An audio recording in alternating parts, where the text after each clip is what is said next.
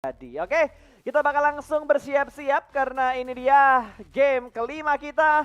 Let's go, Miramar. Jangan lupa kasih hashtag Indopride, Gaspol, Viva RRQ, dan juga hashtag Bonafide Fighting. Fighting untuk dua tim Indonesia, dan saat ini juga pastinya tim-tim akan segera untuk mempersiapkan diri mereka untuk bisa turun ke area drop zone mereka kesayangan untuk di early gamenya. Banget loh dari arah Impala atas, berarti mungkin dari El Pozo menuju ke arah Valdelmar. Kita kunci jawabannya dan survei membuktikan. Let's go. Let's go. Let's go J, map Let's J. Go. Mana flight path-nya ini? Iya, nggak dibuka-buka ini. Jangan-jangan observer yang dari sananya nge-freeze. Waduh, tiba-tiba udah lompatan. Nah, ini dia. Ternyata nggak sampai ke Valdelmar ya, dan nggak di Al-Azhar tepat, tapi ada di sekitar dua prediksi itulah. Yes, betul. Dan juga nampaknya dari arah tim-tim juga mereka untuk bisa turun ke arah bagian Impala juga cukup nyaman terpantau. Sudah mulai ada beberapa tim yang turun ke arah bagian selatan maupun ke arah bagian utara, dan untuk saat ini masih fokus untuk mereka bisa menuju ke arah bagian drop zone mereka. Belum terpantau ada fight sama sekali, dan nampaknya dari Bonafide udah terlebih dahulu turun, udah mulai mendapatkan beberapa vehicle untuk mereka bisa menuju ke arah bagian Cruz Delval seharusnya. Yap, mereka langsung berpikir dengan cepat untuk menuju ke arah drop zone-nya mereka juga deh. Dan kayaknya utara yang paling rame deh. Ada 1, 2, 3, 4, 5 tim, dan Pekado masih chaos antara M42 dan juga tim Fast Clan. Yes, betul banget, dan nampaknya fight akan kembali lagi terjadi, tapi justru kita bisa lihat juga pick off didapatkan dari area yang berbeda juga. Udah mulai terjadi pertemuan antara beberapa tim saat ini, dan nampaknya first blood didapatkan oleh Nine Esport. Yap. Belum ada tanda-tanda fight nih di arah Pekado-nya, berarti mereka semua turun dengan damai, belum ada tembak-tembakan. Mereka bakal tembak-tembakan harusnya menunggu momen ketika udah mendapatkan weapon untuk kondisi dari Face Clan dan juga dari M42 dan N9 ternyata yang terlebih dahulu mendapatkan sebuah elimination point dari arah tim Farang. Yes, betul banget, dan juga nampaknya area LL juga cukup nyaman ditempatin oleh tim Orange, tapi dari dua player Bonafide akan coba memburu player dari arah tim Genesis Esport dari seorang Master yang nampaknya sedikit berusaha untuk back belakang, berusaha untuk menghindari poinnya dengan player tim Bonafide. Sudah ada Free Fire diberikan ke arah broken wall-nya, masih looting, tembakan bakal masuk, tapi untungnya belum ada takedown dan ada backup dari bagian atas. Kakinya kelihatan tumit dari bagian belakang, dan kali ini satu pemain dari Genesis juga berhasil diamankan oleh Bonafide. Akan indah kalau misalkan bisa langsung dipulangkan ke lobby, tapi ternyata dari bagian belakang ada backup fire yang diberikan oleh anggota Genesis yang lainnya. Yes, betul, dan juga nampaknya Ucup masih berusaha untuk mendapatkan angle yang berbeda lagi, dan dari Nuk pun akan memberikan backupnya ke arah dua rekan satu tim dari arah tim Bonafide, dan Master nampaknya tidak begitu mudah untuk bisa dipulangkan langsung ke arah bagian lobby, mengingat backup juga sudah berantakan, bahkan lebih agresif lagi backupnya, dan RRQ pun sedang fight saat ini posisinya. Betul sekali, RRQ dan juga Bonafide masih fight, namun mereka fight di area yang berbeda karena Tuyul kali ini bakal menjaga dari arah sebuah broken wall. Ada pemain dari Genesis yang menjaga juga di bagian broken wall-nya, tapi kaki dari Tuyul tertangkap dan damage dari granat termasuk, namun Tuyul masih bisa bertahan dalam proses healing. Backup pun datang di arah broken wall yang lainnya, tapi pulangan ke arah lobby. RRQ menambah pun di poin mereka, tapi kali ini dari arah Genesis mereka bakal komit melakukan fight-nya bersama dengan tim Bonafide. Yes, betul, masih berbeda dari bagian broken wall saat ini. Dari arah bot pun akan coba diburu oleh dua player dari arah tim Genesis. Dan di knockdown lagi player dari tim Bonafide. Tuyul pun cukup low SP-nya berada di arah bagian satu compound, bahkan Ucup pun, dan trading terjadi dari arah tim Bonafide. Betul, masih bisa diselamatkan, tapi Ucup malah tumbang dan low SP dari seorang Tuyul tumbang untuk yang ketiga. Tiga anggota dari Bonafide tumbang, dan Nux belum bisa memberikan backup ya, sementara seorang WT17 lebih memilih untuk melakukan revive dibandingkan memberikan sebuah confirm elimination, dan Nux pun tertangkap dari bagian kanan. Bonafide harus pulang di peringkat ke-16 atau menjadi tim pertama yang pulang ke lobby untuk di game yang terakhir. Yes, betul, dan juga tentunya nice try untuk tim Bonafide akan kembali lagi membuka hari esok, dan kita berharap dari tim RRQ pun sekarang juga sedang fight dan bisa memenangkan fightnya kali, tapi kedamaian dari bagian Pekado itu tidak seperti dimana fight juga masih sulit banget untuk bisa terjadi dari arah kedua tim yang sama-sama getol di arah bagian Pekado. Yes, betul sekali. Ini kalau kita lihat di Miramar pertama tadi mereka agak ngotot. Kalau sekarang kayaknya adem ayem aja. Kayaknya Iya. udah tahu deh daerah mana yang harus mereka tempatin, agak gencatan senjata dulu. Nanti ketika mereka keluar dari tempat ini baru mereka bakal kejar-kejaran poin. Dan ini adalah PEW yang gua kenal ternyata. Gua kira, gua tuh inget dari tadi kayak lagi mikir ini PEW yang dulu bukan ya. Tapi ini adalah PEW yang dulu dan nggak tahu nih apakah dia masih pacaran dengan Ice atau enggak. Sampai sedetail itu. Tahu dong. Wah. Dan juga nampaknya ada predict match dari arah seorang Requiem di depan, tapi masih belum bisa menemukan player dari arah Nine Esport yang Gutsy ternyata ditargetkan oleh seorang Requiem, dan predict match lagi masih belum bisa menjangkau, masih meleset dari posisi seorang Gutsy. Diterabas, dia bakal naik ke bagian lantai 2 dan ternyata revive terjadi di bagian balkon. Bukan revive tapi setupnya berada di bagian balkon dan Gutsy sedikit mengurunkan niatnya untuk naik, lebih memilih mencari dari angle yang lainnya lagi. Yes, betul, malah Gutsy yang lebih agresif lagi, mengingat dari Requiem yang terus-terusan memberikan beberapa pressure, maka double pick dilakukan dan knockdown pun harus dirasakan oleh tim Nine Esport, dimana dari arah seorang Gutsy ditumbangkan oleh dua player sekaligus dari arah tim Farang. Betul, double pick memang menyakitkan banget ya. Ngelawan satu orang aja udah repot, apalagi ini dua orang dalam satu entry yang sama.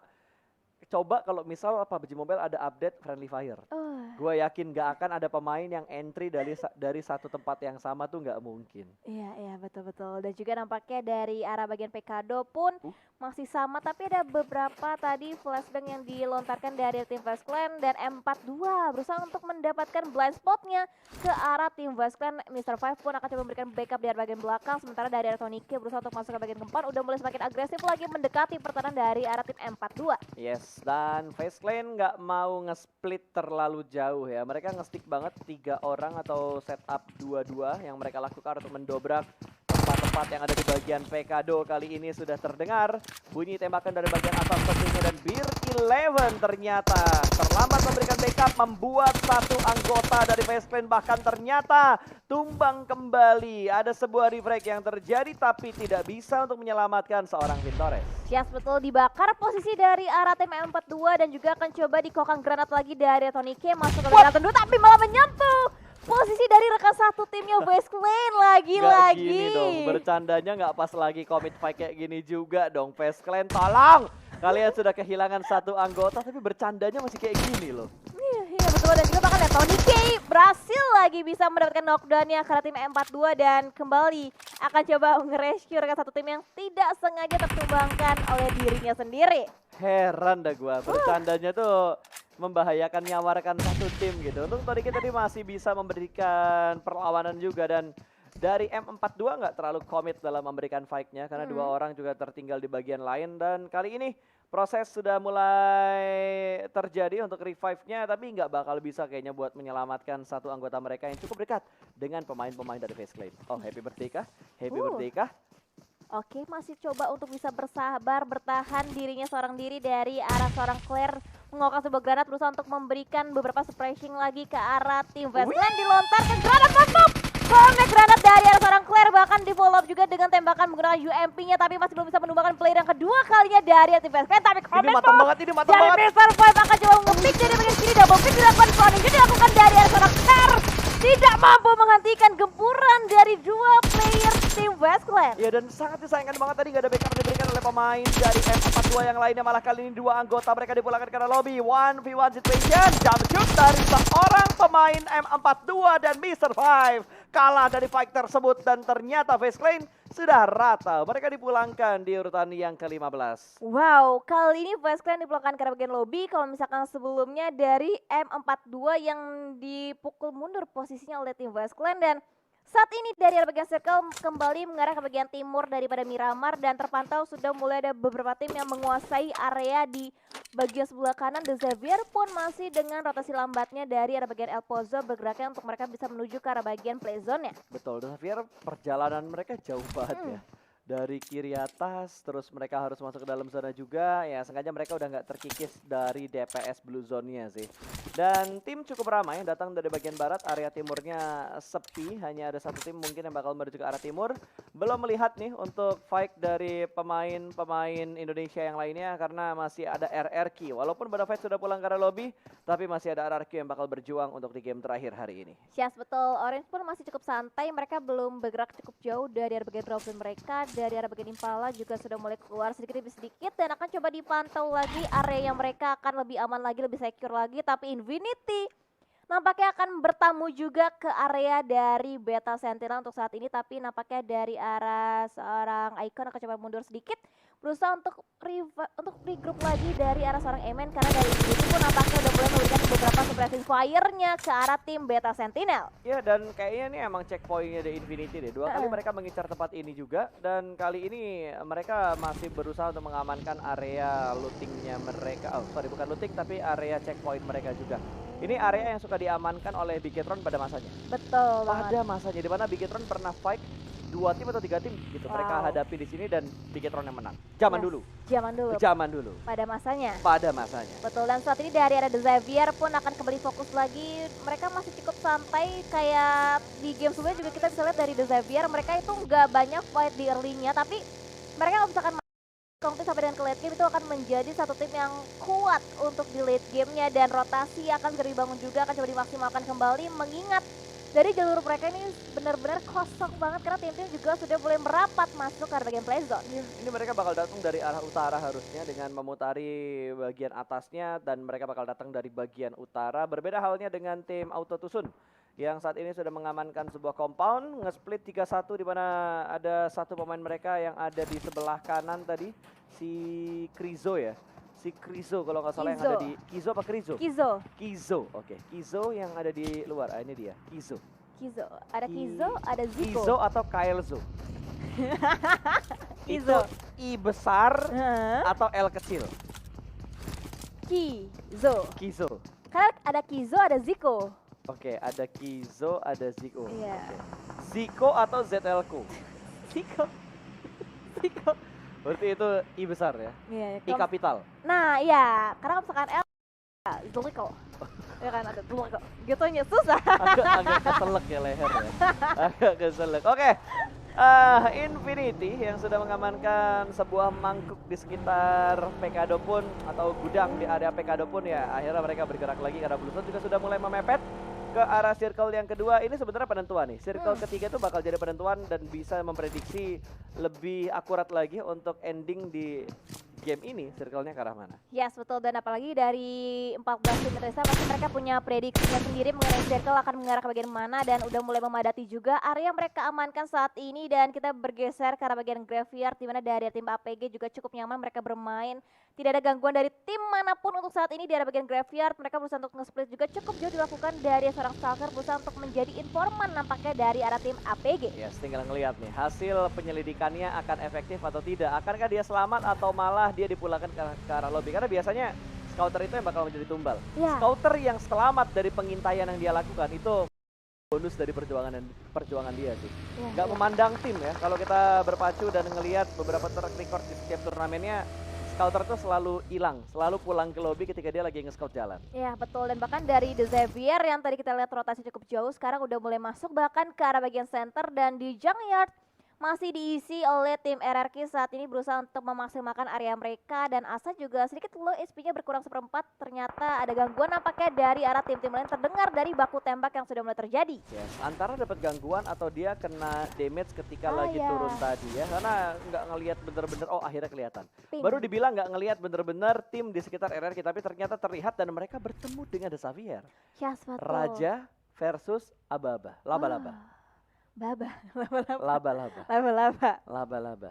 Betul, dan nih posisi mereka juga dua-dua, bahkan ada tappingan dari SKS seorang Lamborghini berusaha untuk menyentuh posisi dari tim RRQ, tapi masih terhalang dengan obstacle yang kedua tim ini sama-sama miliki untuk saat ini. Dan Infinity pun akan kembali lagi bertemu dengan tim Yangon Galacticos. Loki sudah mulai memata-matai pergerakan dari tim Infinity, bahkan dari Mela juga sudah mulai targetkan nampaknya dari arah angle yang berbeda. Ya, dan Loki belum memberikan tembakan karena Mela udah mulai dikeker, tembakan yang masuk tapi masih belum mampu mendapatkan sebuah knockdown. Kelihatan untuk yang kedua, kesempatan berikutnya belum datang untuk mendapatkan sebuah knockdown ke arah Mela.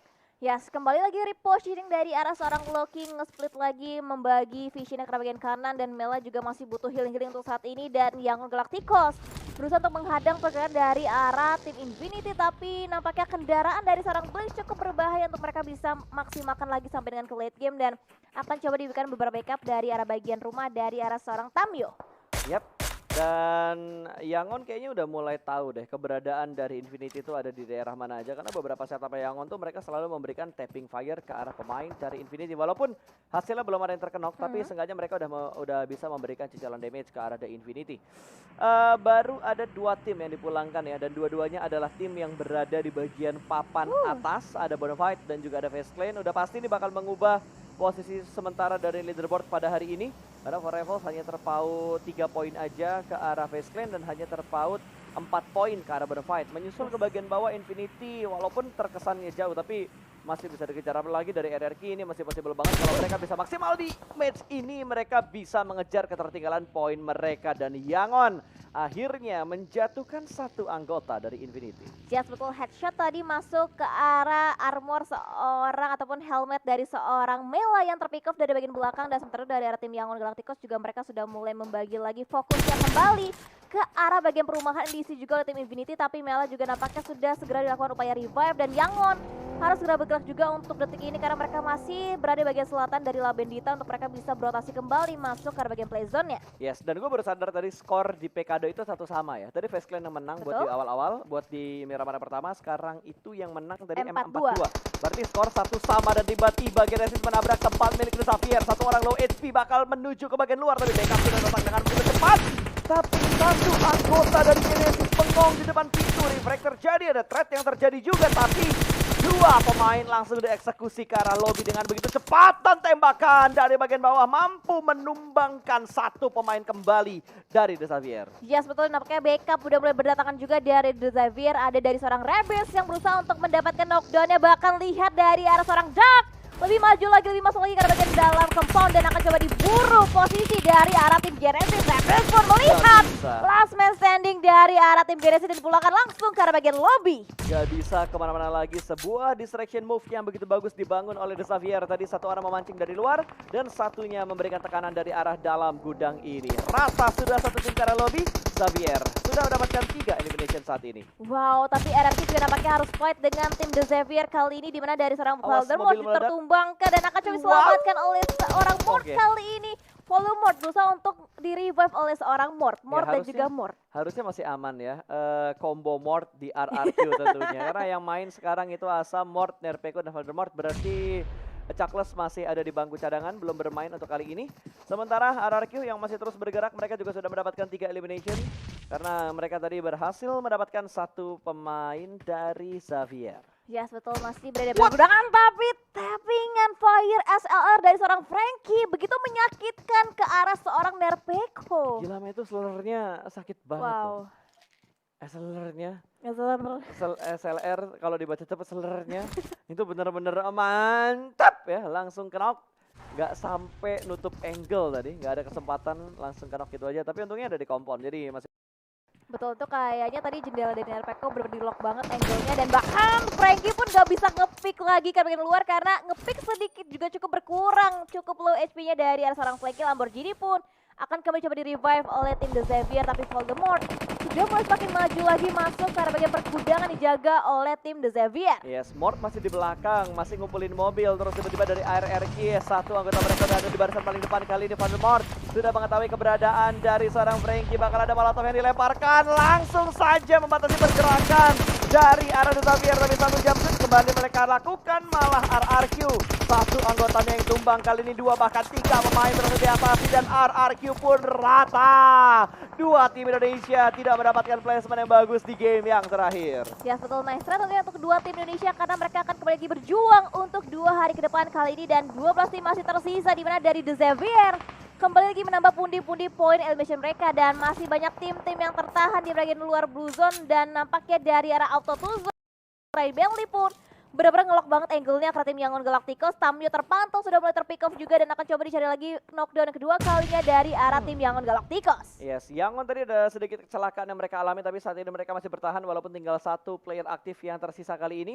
Dan ada beberapa lemparan utility juga dari Auto Tusun, kayaknya mereka benar-benar ngepres keberadaan dari Yangon Galacticos dan agak tersandwich kayaknya gitu. Di belakang mereka masih ada Mugen yang bisa aja ikutan fight dan nembak ke arah Yangon Galacticos. Ya betul, apalagi dari Yangon Galacticos juga mereka nggak masuk ke arah bagian play zone, akan sulit untuk mereka bisa bergerak lagi. Bahkan Orange pun tidak ingin ketinggalan party yang sedang terjadi, akan coba ngelok juga angle-nya ke arah bagian lower ground, tapping fire dari arah seorang Ray Bentley. Masih belum bisa menyentuh posisi dari arah bagian high ground ke arah tim Orange. Oke, tembakan ke arah Mugen juga sudah diberikan kali ini dari arah Auto Tusun. Ternyata dia tahu keberadaan dari tim Mugen yang ada di bagian kanan tadi dan sudah terlihat beberapa tim yang mengusahakan untuk memotong tim lain juga. Termasuk Mugen kayaknya yang bakal fight terlebih dahulu karena jarak dia cukup dekat dengan sebuah tim.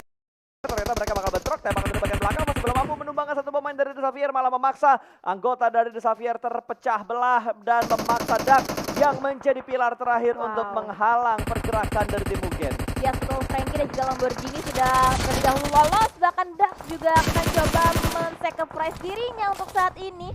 Dan nampaknya dari arah tim Mugen pun mereka juga harus berpacu dengan Blue Zone yang sudah mulai bergerak juga kali ini. Dan nampaknya dari arah seorang Maxi juga sudah mulai berotasi kembali. Dan Faxi nampaknya akan coba ditinggalkan kembali karena Circle sudah mulai semakin sakit lagi memberikan damage yang begitu mendalam. Dan nampaknya dari bagian luar nampaknya free shoot didapatkan oleh tim Nine Esports dari arah seorang Nine New. Betul sekali, padahal posisi mereka juga nggak terlalu bagus untuk memberikan tembakan, tapi mereka cukup berani untuk menghadapi tim yang ada di sekitar mereka. Sementara The Xavier akhirnya dipulangkan karena lobby karena rotasi mereka terpotong oleh cukup banyak tim. Dan Mugen baru masuk tiba-tiba dispray oleh Yangon Galacticos.